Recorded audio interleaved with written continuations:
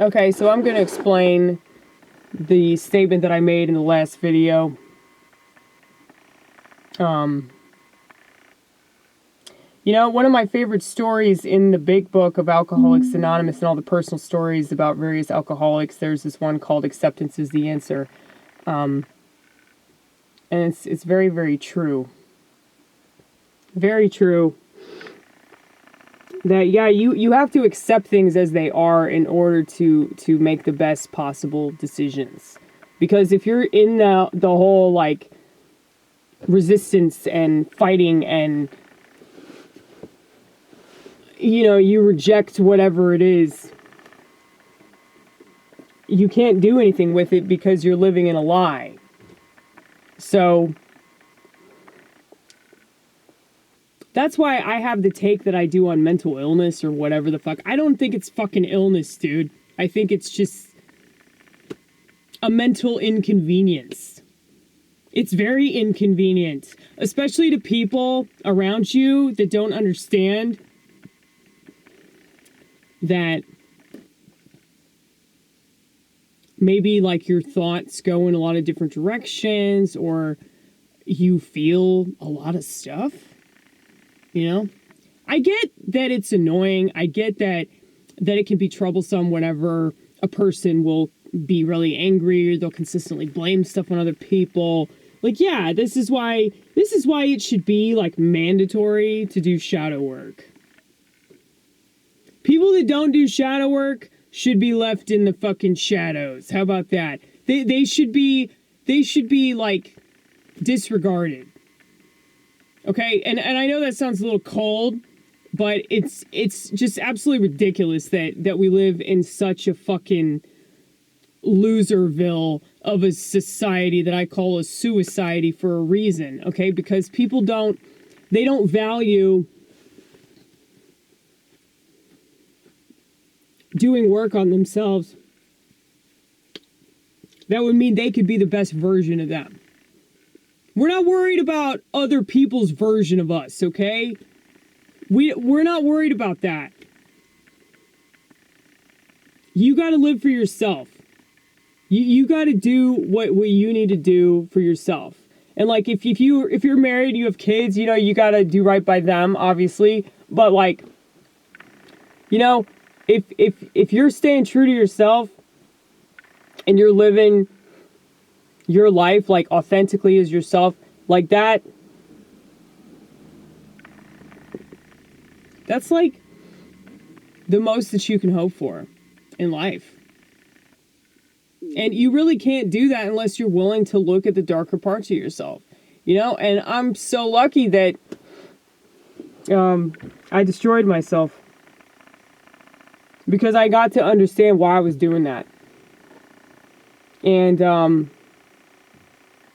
I don't know, just accepting that I was kind of a shithead, accepting that I, thought of myself as a victim, and the fact that I felt sorry for myself for a long time, and like that self-pity is what leads people down really self-destructive paths, and it makes them a lot more susceptible to being taken advantage of.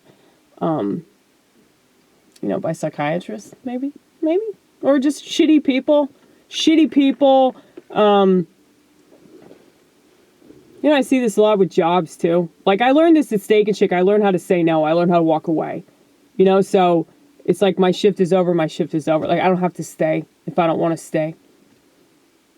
I used to be a people pleaser and, like, be like, oh God, they're gonna suffer without me. They'll be fine.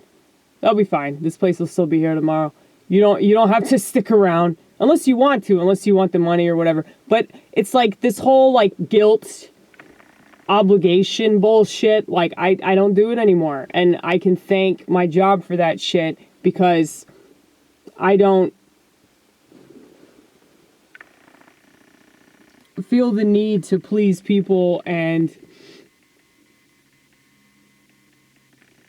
sacrifice my own mental health, or if I have plans to do something and I'm somebody asked me to do something for them, and I'm like, dude, like, if I am not in a position to do it, I'm not going to do it. You know, like, but I see people a lot of the time, like, they don't know how to set those boundaries.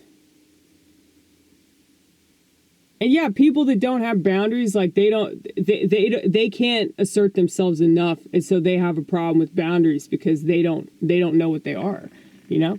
So acceptance is the answer. So if you can't accept that somebody else is saying no, or you can't accept who the damn president is, you know, it's just fucking ridiculous, dude. It's fucking ridiculous. Like, all this political shit is because people can't accept the fact that the world is a fucking dump. And the world's always been a dump, and these stupid-ass liberals think they can change it. No. No. It will always be a dump, dude. It doesn't matter how many signs you make. It will always be a dump. I know I make a lot of signs too, but I don't fucking show up in Washington, or I don't show up in fucking City Hall like, you know, it's fucking gay, dude. Anyway. No, I don't like that. No.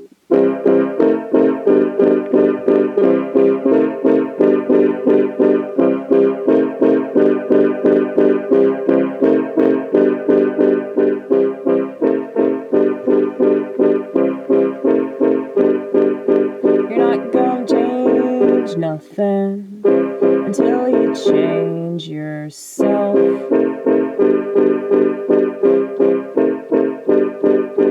But if you really wanted to do that, I would recommend God's help. Too bad you reject the only one that'll actually help you, son. Too bad you reject everything that could actually do for you what you're trying to get all the other people to do for you, but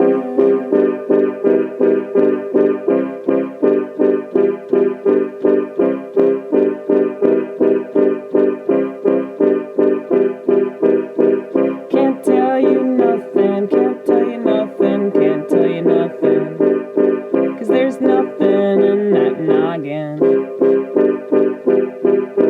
They all got brain damage. They really do. That frontal lobe has been blown to smithereens.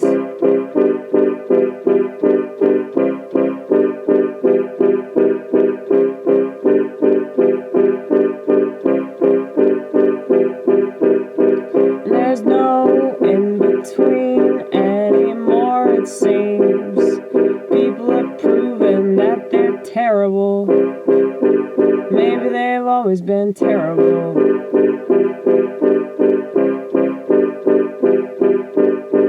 But it took the internet to shine a spotlight.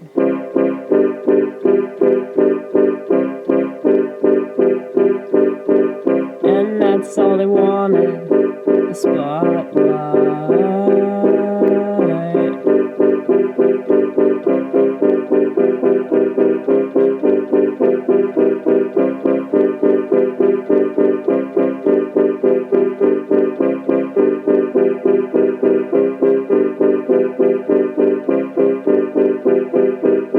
You can't be anything better than what you've been if you're not willing to accept the fact that you've been your own villain. So you gotta make everybody else the villain. You gotta make everybody else the villain. You gotta make everybody else the villain.